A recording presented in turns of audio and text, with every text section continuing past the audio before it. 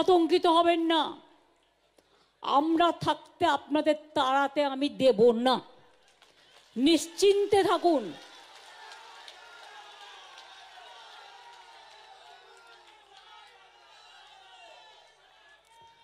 বাংলার মামাটি মানুষ আমার কাছে গর্ব,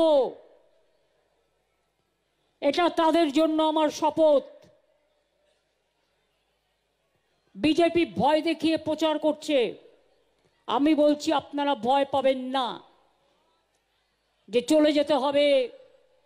আমি ওদের কাছে একটা কোয়েশ্চেন করি, গভর্নমেন্ট অফ ইন্ডিয়ার কাছে, যদি বাংলাদেশি তাড়াবার জন্য এসআইআর করতে হয়, তাহলে মধ্যপ্রদেশে নাটক করছেন কেন? ওখানেও খুশবইটিয়া আছে, তাহলে আপনার ডাবল ইঞ্জিন সরকার।